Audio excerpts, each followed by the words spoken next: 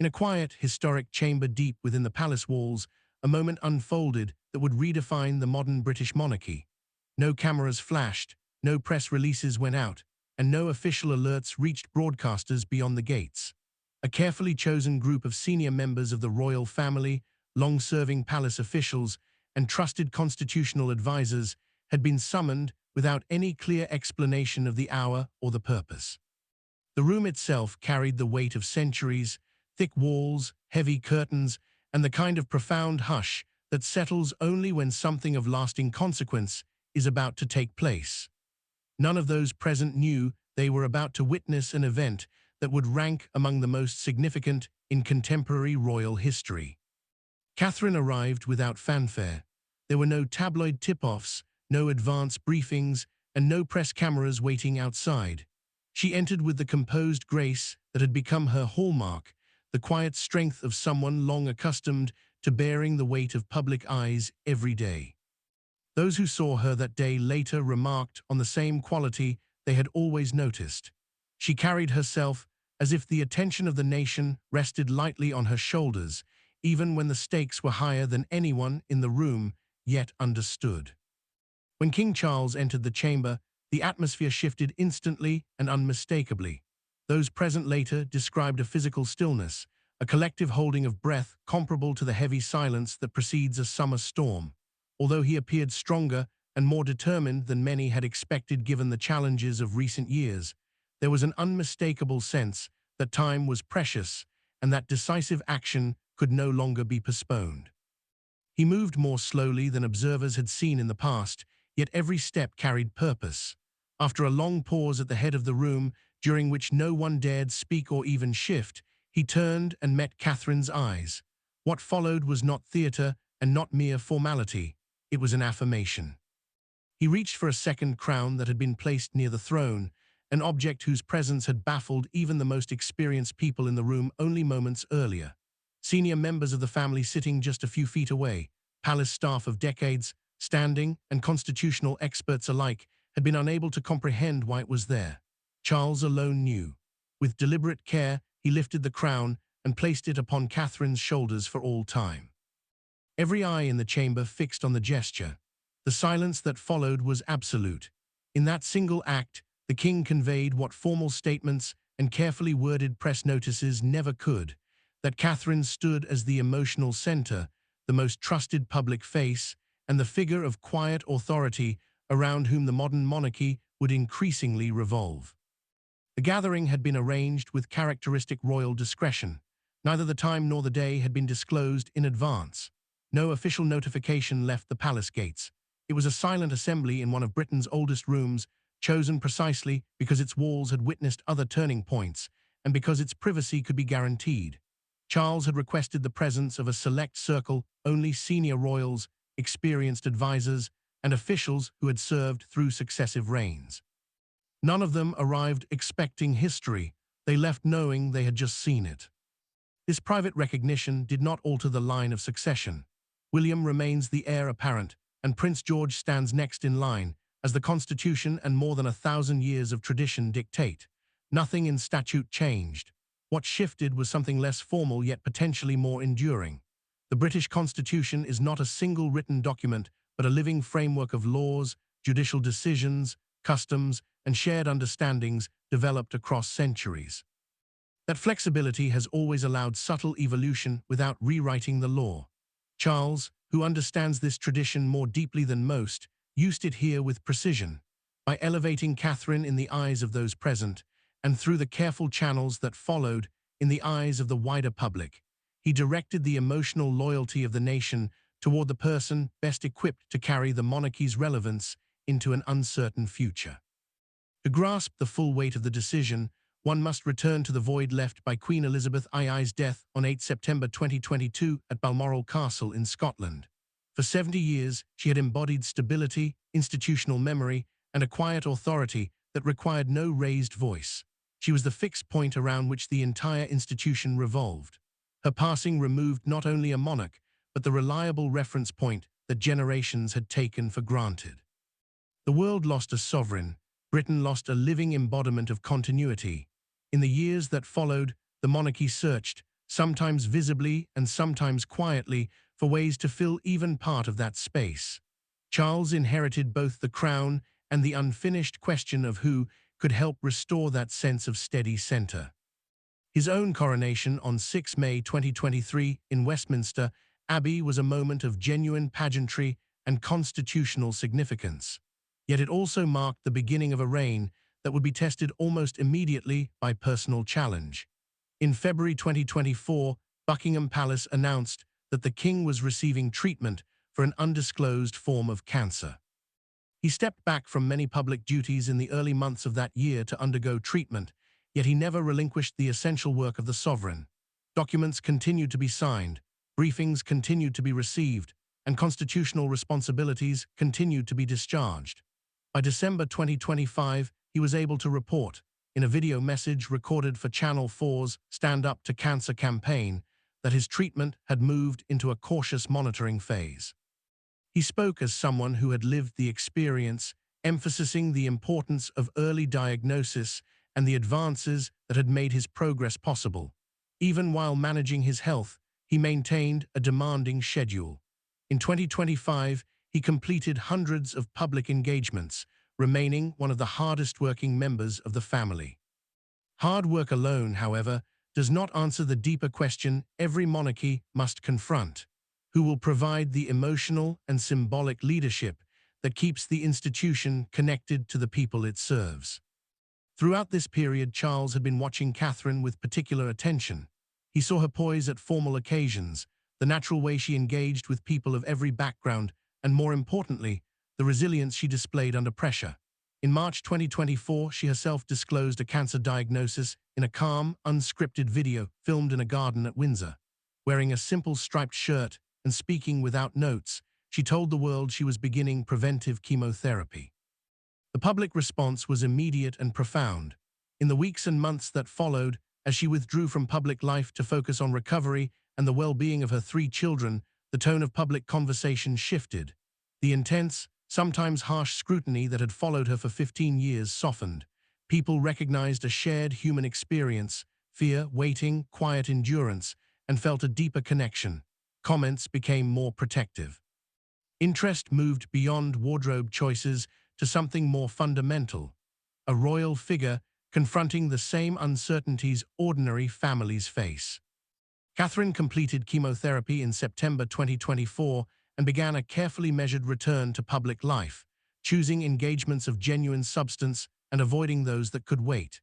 In January 2026, she confirmed what many had hoped: she was in remission. The sense of relief across the United Kingdom and beyond was palpable.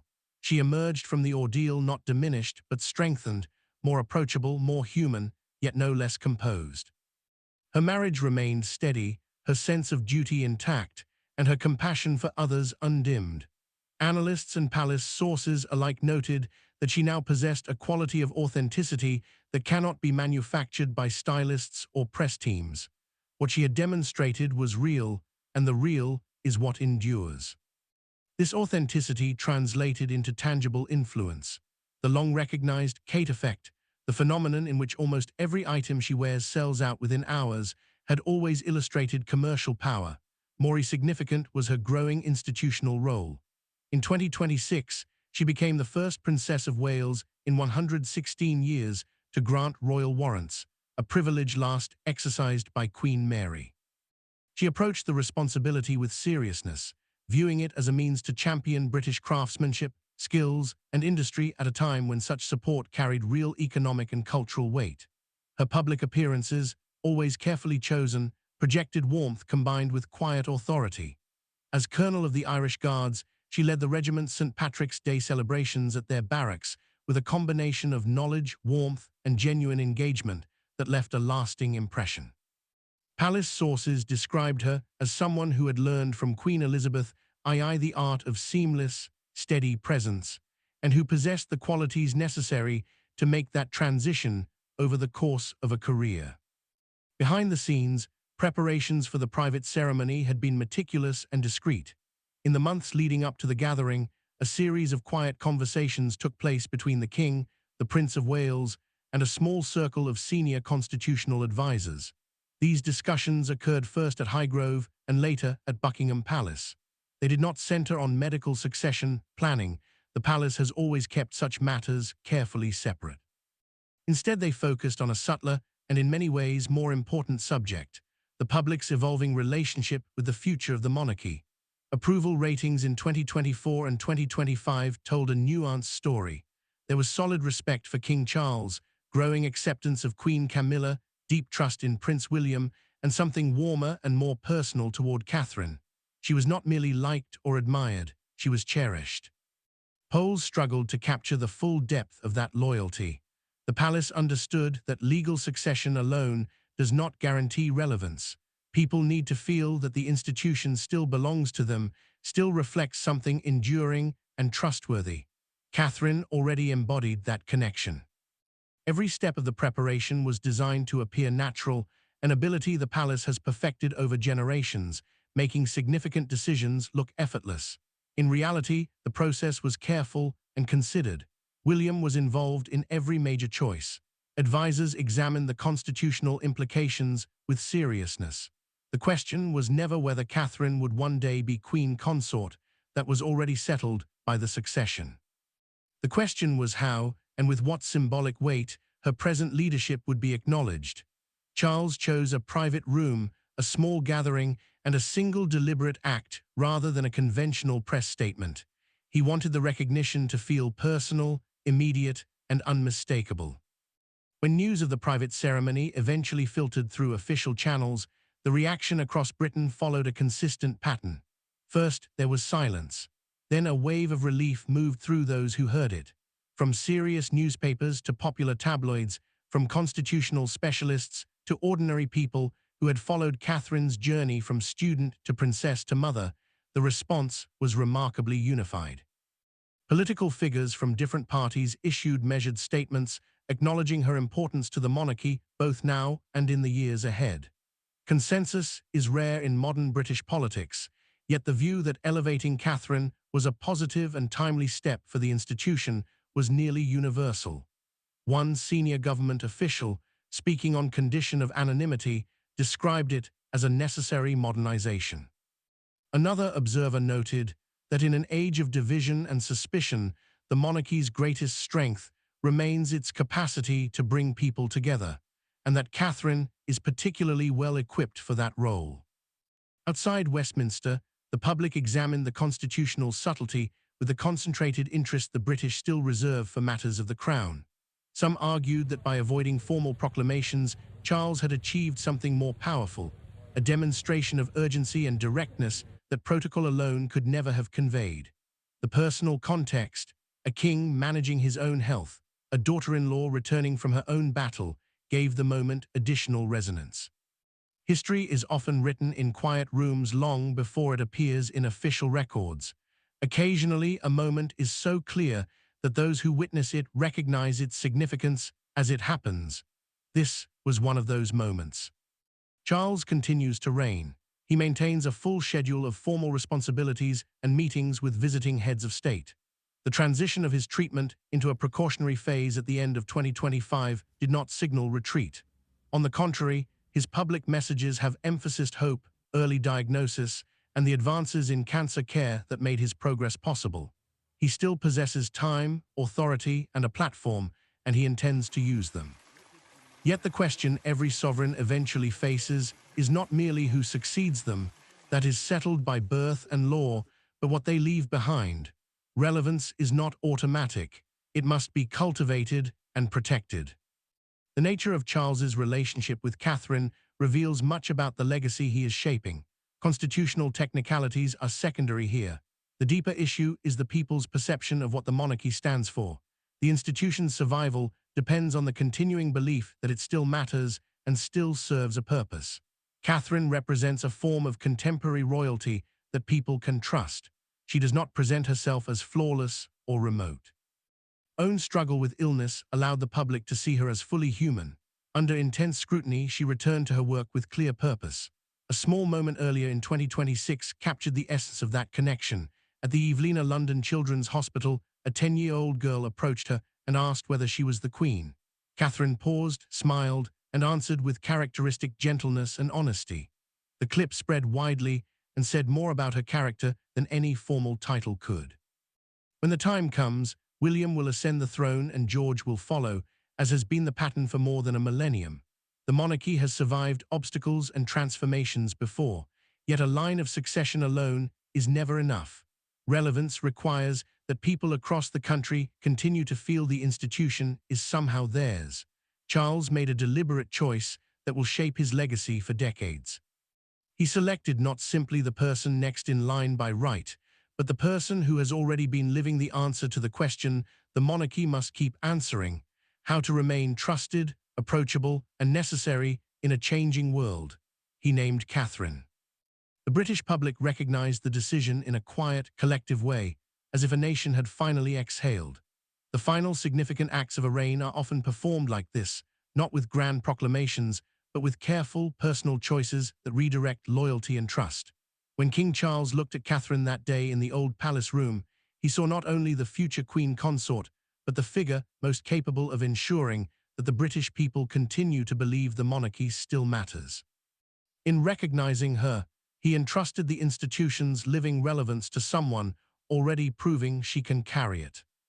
If you believe King Charles showed wisdom and foresight in publicly affirming Catherine as the true emotional leader and most powerful steadying force of the modern monarchy, leave a yes in the comments. If you see her as the undisputed future of the crown's connection with the people, say so clearly. Like this video, share it with others who follow the story, and subscribe so you do not miss what comes next. The monarchy, with Catherine and William at its center, still has a great deal more to reveal. We are already living the opening pages of the next chapter.